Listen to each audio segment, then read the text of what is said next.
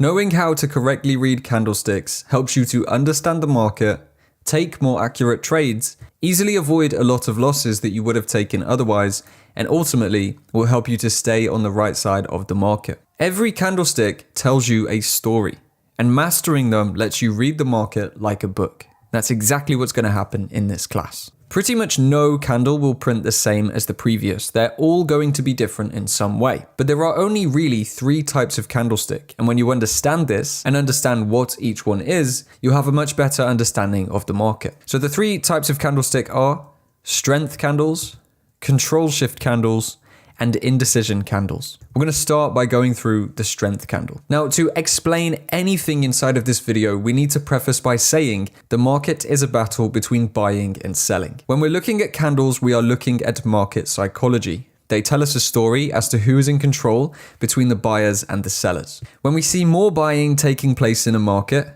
prices go up because the sellers can demand more dollars per unit of the assets that they have if there are more people who are demanding to buy and there are more willing buyers. More selling leads to lower prices because the buyers can demand more units per dollar. If lots of people are trying to sell an asset into a market, you can offer a lower price to one of them and someone is going to take it. This is really why markets go up and down, and the candlesticks are a direct reflection of this buying and selling battle that's taking place at all times. So remember this throughout the whole video. All we're doing here is trying to read this battle using candles. So getting into strength candles. If we have a candle that opens here and closes here with a large candle body and a small upper wick, this is the result of strong buying. This is a strength candle. And it indicates that right now, at the time of printing this candle, the buyers hold control over price in the market. The same is true for a bearish candle that opens here, closes here, has a large candle body and a small lower wick. This is the result of strong selling. We've seen uninterrupted selling, which has driven the market down over whatever specified period of time this candle is representing. It indicates that sellers, at this point in time, hold control over price in the market. So these strength candles always need to have small wicks and large candle bodies, because what we're seeing here is an uninterrupted phase of buying or selling where the resistance from buyers or sellers against the trend simply wasn't strong enough to slow the market down. And leading on from that, bullish candles with no upper wick and bearish candles with no lower wick, so just flat tops and flat bottoms like these, although they're reasonably rare in the market, when they do print, they are even stronger than little wicks because they show no resistance from sellers or buyers against the larger move throughout the specified period of time. So if we see an hourly candle close completely bullish with absolutely no wick above, it gives us a very strong indication that the buyers are fully controlling this market right now. There is no resistance from sellers. And after a strength candle like this prints, you can assume there will generally be continued upside or downside, depending on if the candle was bullish or bearish. Now, there will be pullbacks, and of course context matters, which we'll get into soon, but ultimately it shows control, leading to further moves in that direction in most cases. When we see these strength candles, we know 2 things. Number 1, we want to move with the strength. Number 2, we want to make sure that we don't trade against it. Very simple for getting good trades and avoiding bad ones. Now, when we're looking at strength candles, as with all candles, the size of the candle body matters too, okay? We have 4 examples here. All are showing uninterrupted buying, but the largest candle is by far going to be the strongest and the best indication that the buyers are in control. A very small candle body, even if there is no upper wick, doesn't show a massive amount of buying. Yes, it shows that there pretty much isn't any selling acting as resistance, but it's not showing a massive influx of buying in the same way that a very large candle is. So a candle body that is super small, like that weakest example there, it's not going to be the strongest for determining future trend directions, even though it does show some uninterrupted buying.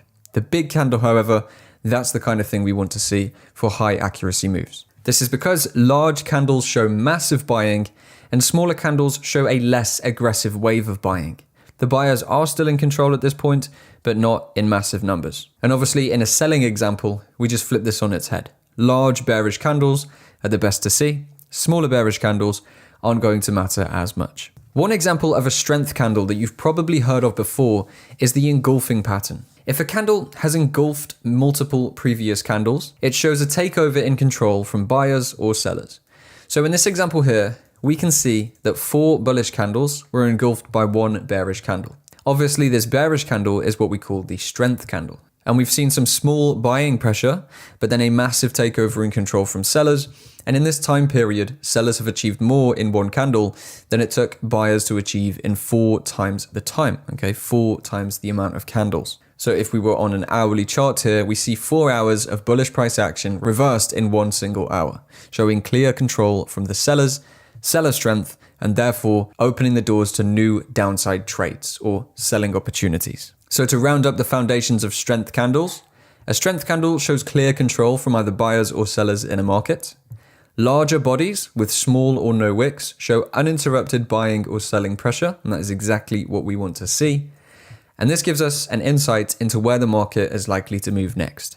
A strength candle on the bullish side will potentially lead into further upside, and a strength candle on the bearish side will potentially lead into lower prices or selling opportunities. We're going to bring this into context shortly after we've looked at these next 2 candles. So now let's move on to control shifts. So a control shift candle shows a takeover in control or a reversal happening in real time. As we've said, wicks show rejected price action. So a candle with a large wick on the upside shows an attempt to go higher, totally reversed by sellers. The opposite is true with large downside wicks for a market where buyers are taking control over sellers. So here's an example of how a control shift candle forms and what it means in real time. The candle opens here. We see a drive to the upside, which is strong buyers taking price higher. But then we start to see sellers taking control of the market. And before the candle closes, we see the sellers reverse all of the buying attempts, taking the market back down to close around where it opened. This large upside wick is showing in real time the buyers losing control of the market to the sellers, therefore hinting at a reversal and giving us valuable information that we can potentially use for future selling trades. And everything is exactly the same, but with a large lower wick instead of upper for the case of a reversal from selling to buying. Now, in terms of the candle body, it really doesn't matter if the candle closes bullish or bearish. So whether it's red or green or blue and gray in my instance, it doesn't matter because it's the wick that tells the story. And just to show you, the scenario is identical for bullish control takeovers, but it's reversed, okay? So large downside wicks is what's telling the story here of sellers losing control to buyers. Once again, the candle body color doesn't matter. It's the wick that gives us the information. Now, the candlestick pattern that you might have seen, this is very basic information, is a pin bar. And a candle that closes like this is what we call a pin bar. They can be very strong in the right context, but you need to weave in the context, which we are going to cover very soon. But just so you know, the pin bars are pretty much control shift candles, okay? It's just the name that I literally gave it to for this video to explain what it is that pin bars are actually showing you. The most important part about each of these candlesticks, including pin bars, as well as the engulfing that we showed you before, is that rather than looking at it as just a pattern, you want to consider what the market is actually telling you with that battle between buyers and sellers. This is where the valuable information can be found. So with pin bars or control shift candles, the generalized idea is to buy when we see bullish control shift and sell when we see a bearish control shift. Context matters, and it will be covered very soon. So to round these up for now, a control shift candle is the first indication that buyers or sellers are claiming control over the leading party in real time. So a bearish control shift candle is where we see sellers taking the market from buyers. And a bullish control shift candle is where we see the buyers taking control of the market from the sellers. The large upper or lower wick tells us this story, and we can use it to determine reversals ahead of time. Now, one important note, it has to be a large wick one side. If there is a considerably large wick either side of the market, so both sides, this is what we call indecision, where there is no party in control. And that's what we're going to cover just now. Indecision candles tell us that no one is currently in control and that buying and selling is equally weighted. So contrary to the other versions we've looked at where we're looking at strength or reversals, indecision is simply where nothing is currently happening. An indecision candle looks like this. You might know it as a doji, okay? We have equal wicks either side or relatively equal wicks and an open and close price that is near together. So we haven't made much movement. We've attempted to go higher, attempted to go lower, but ended up closing around where we opened. Now here's a run through of what a indecision candle may form like. The candle opens here. Buyers attempt to push the market higher. Sellers reverse this attempt. Sellers then attempt lower pricing, but eventually the market ends up closing near the open price. So what we've seen is an equal attempt from buying and an equal attempt from selling without really any movement being made. It's simply a state of pure indecision in the market. No one is in control. Buyers and sellers are equal. Now, when we're looking at indecision candles in a market, they are not always going to look exactly the same. These are some different forms of indecision candles that you will see. Sometimes they will have a small candle body. Sometimes they will have a slightly larger candle body. Sometimes the wicks will be really long. Sometimes they'll be short. All in all, though, what we're looking for is a candle that opens and closes near to itself with a wick either side showing attempts to go higher, attempts to go lower, and complete failure in indecision from one direction or the other. Now, how do we actually trade indecision? Well, we cannot directly trade it because it doesn't tell us who's in control, right? We want to be on the right side of the market.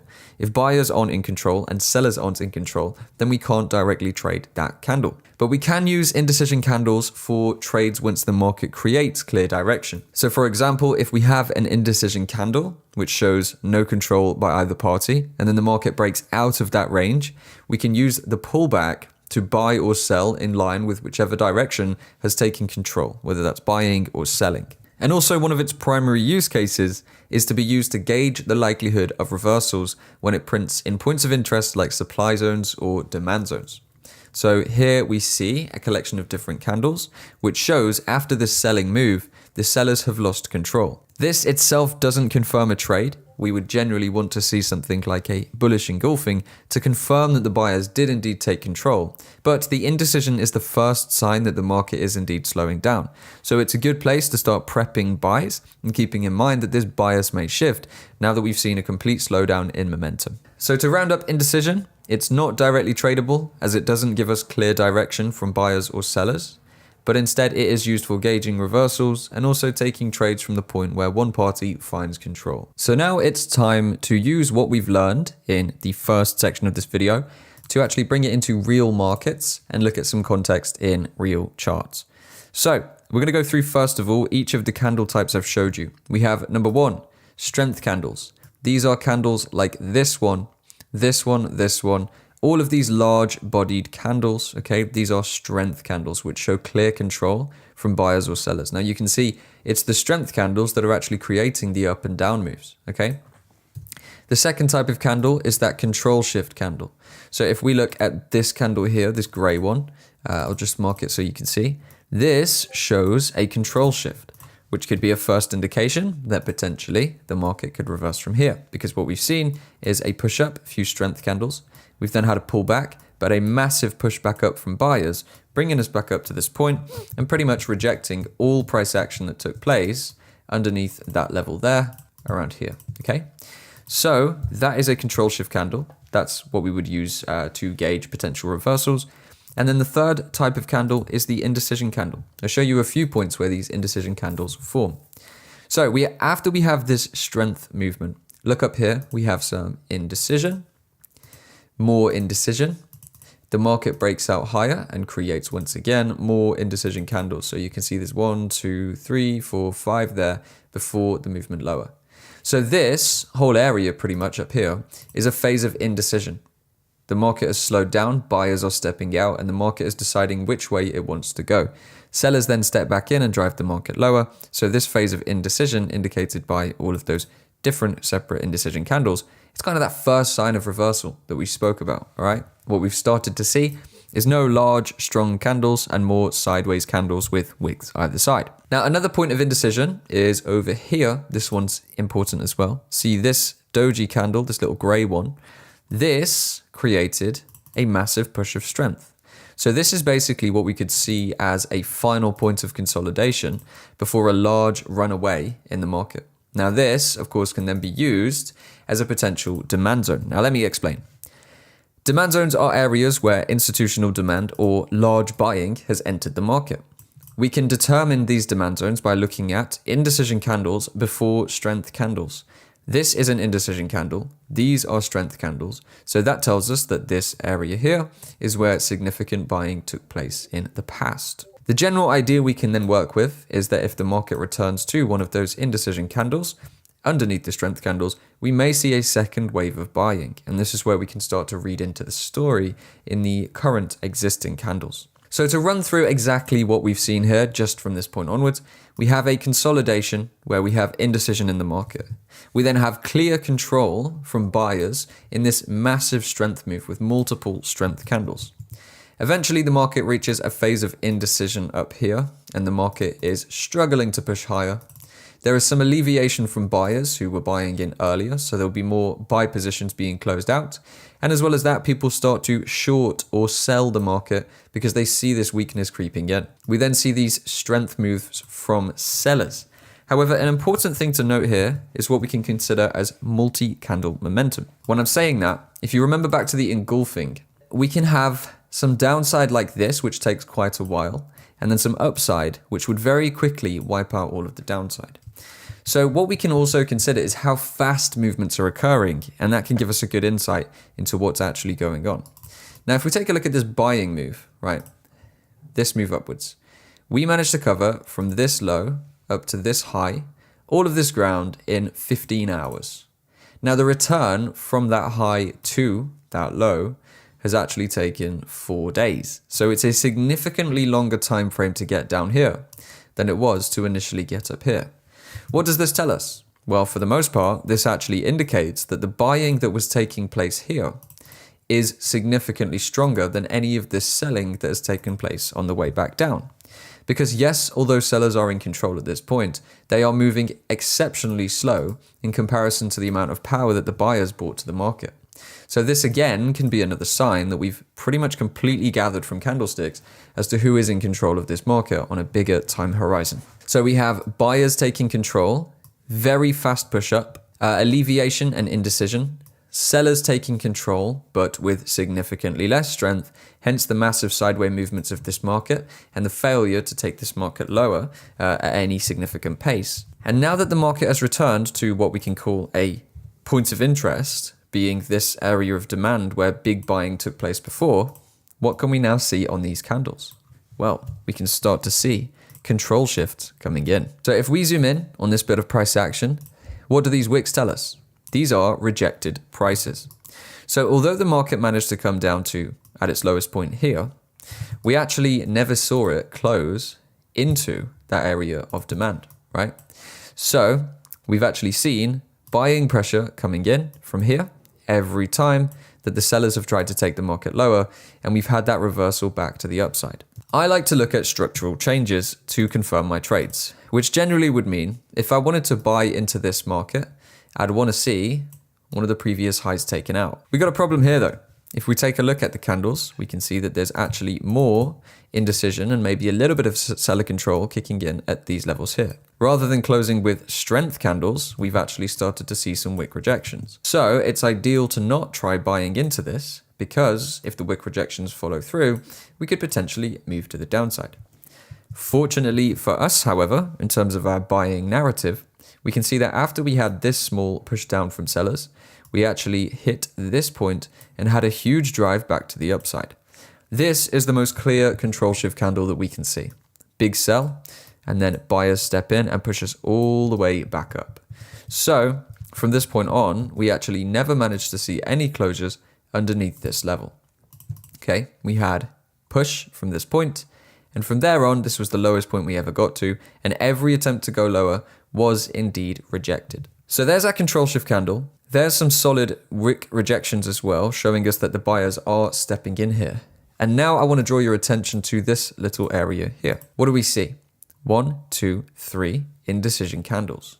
A fourth relative indecision candle, but it does have a bit more weakness. Now, with all of the things combined, in seeing that we're in a point of interest, a high interest buying point, we're seeing control shifts from the downside, we're seeing buyers stepping in, and we're now starting to see indecision and then a drive to the upside with this small strength candle. What could we presume from everything that we've looked at so far? Well, the obvious presumption at this point would be that the market could potentially be ready to trade higher. If we zoom back out and consider what we said about the timing and the multi-candle momentum, that is simply referring to the speed of this movement is exceptionally faster, showing buyers are exceptionally stronger than the speed of the return back down, which is the strength of the sellers. So we know from a larger perspective, buyers are in control, okay?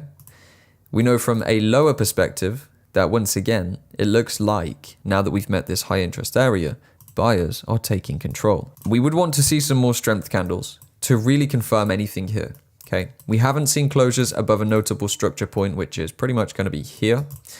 We obviously have got more points as well, which would indicate further strength from buyers, but we would realistically need to see some strength candles making some significant movements in order for us to be confident enough to buy this market. Because although we've seen those first signs of reversal, as we've said, control shift and indecision, we haven't yet seen solid buyer strength.